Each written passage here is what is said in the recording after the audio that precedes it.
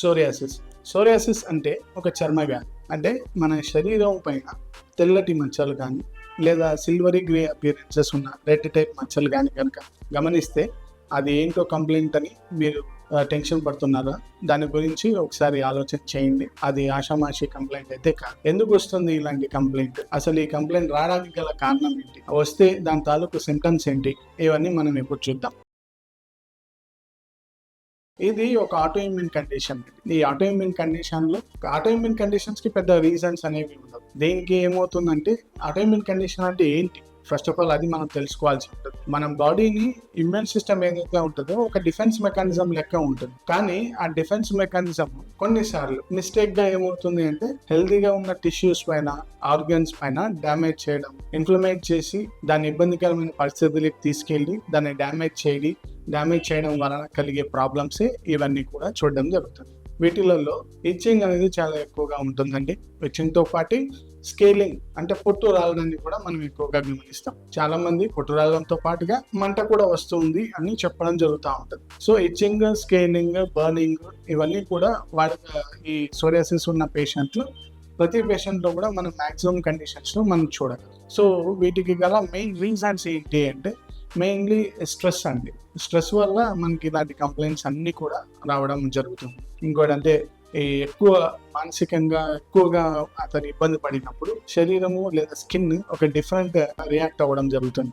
ఆ రియాక్ట్ అయ్యే క్రమంలోని ఇటువంటి కంప్లైంట్స్ అన్ని కూడా బయటికి రావడం జరుగుతుంది. నెక్స్ట్ హార్మోనల్ ఇంబ్యాలెన్సెస్ వల్ల కూడా మనకేమవుతుందంటే ఎంత అవసరమైన హార్మోన్స్ రిలీజ్ కాక ఇవన్నీ కంప్లైంట్స్ కూడా రావడం అంటూ జరగడం జరుగుతుంది. నెక్స్ట్ ఇన్ఫెక్షన్స్ వల్ల కూడా జరుగుతుంది. అంటే మనిషికి రిపీటెడ్గా ఫంగల్ ఇన్ఫెక్షన్స్ కానీ, రింగ్వార్మ్ ఇన్ఫెక్షన్స్ ఇవన్నీ రిపీటెడ్గా వస్తూ ఉంటుంది. బట్ అన్హైజీనిక్ కండిషన్స్ వల్ల కానీ ఇతర కండిషన్స్ వల్ల ఈ కంప్లైంట్స్ అన్ని కూడా రీఅపియరెన్స్ మాటికి వస్తూ ఉంటుంది. ఈ మాటికి వస్తూ ఏమవుతుందంటే అది పర్మనెంట్గా ఇంకో స్టేజ్కి వెళ్ళిపోయి దాన్ని సోరియాసిస్కి ఆ పరిగణలోకి తీసుకోవడం జరుగుతుంది. ఇంకొక కంప్లైంట్ వచ్చేసి ఇంజురీ, ఏదైనా దెబ్బ తగలడం వల్ల వచ్చేది. అంటే దెబ్బ తగలడం వల్ల అక్కడ ఉన్న ఏరియా అంతా కూడా ఇబ్బందులకు గురైపోయి దాని ద్వారా మనకి కంప్లైంట్ వచ్చేదానికి ఛాన్సెస్ ఉంటాయి. నెక్స్ట్ టైప్స్ ఆఫ్ సోరియాసిస్లో చాలా రకాలు ఉన్నాయి. అది పేషెంట్ చూసి డయాగ్నోస్ చేసే డాక్టర్కి ఆ పేషెంట్కి మాత్రమే తెలుస్తుంది.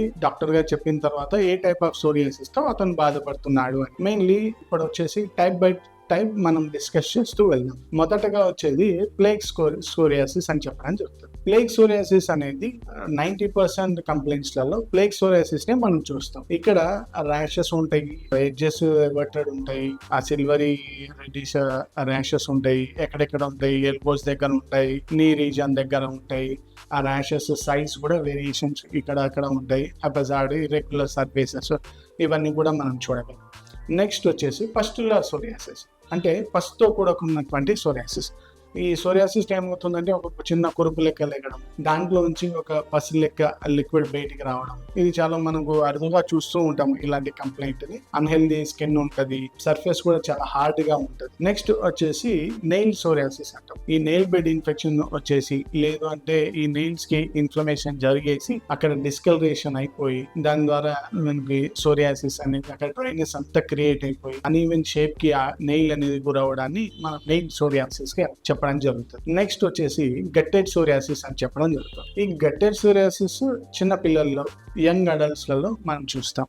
ఎలా చూస్తాము అంటే ఏదో ఒక ఇన్ఫెక్షన్ వల్ల, ఏదో ఒక బ్యాక్టీరియల్ ఇన్ఫెక్షన్ వలన వచ్చే కంప్లైంట్స్ అన్నమాట ఈ గట్టెడ్ సోరియాసిస్. నెక్స్ట్ వచ్చేసి ఇన్నేట్ ఆర్ ఇన్వర్స్ సోరియాసిస్ అని చెప్పడం జరుగుతుంది. ఇన్నేట్ సోరియాసిస్ అంటే ఎక్కడైతే మన స్కిన్ ఫోల్డింగ్స్ ఉంటాయి, జస్ట్ లైక్ ఆర్మ్పిట్స్ కానీ, చెస్ట్ ఏరియా కానీ, బటక్ రీజన్ కానీ, ఇలాంటి ఏరియాస్ లో ఎక్కడైతే వస్తుందో ఆ ఏరియాస్ లలో వచ్చే వాటిని ఇన్నేట్ సోరియాసిస్ లేదా ఇన్వర్స్ సోరియాసిస్ అని చెప్పడం జరుగుతుంది. Last but not least erythrodermic psoriasis అని చెప్పడం జరుగుతుంది. ఎరిథ్రోడర్మిక్ సోరియాసిస్ అనేది అది కూడా కొద్దిగా చాలా అరుదుగానే చూస్తాము. బట్ ఏంటంటే ఇది టోటల్ గా మన స్కిన్ మొత్తం రావడాన్ని చూడడం జరుగుతుంది.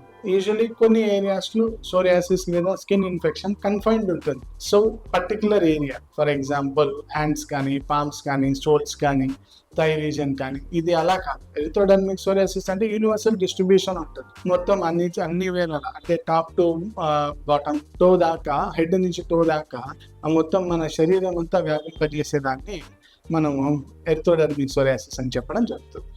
మీరు కనుక సోరియాసిస్తో బాధపడతా ఉంటే కింద ఇవ్వబడిన నెంబర్కి కానీ దగ్గరలో ఉన్న డాక్టర్ కేర్ బ్రాంచ్ కానీ సంప్రదించగలరు. Thank you.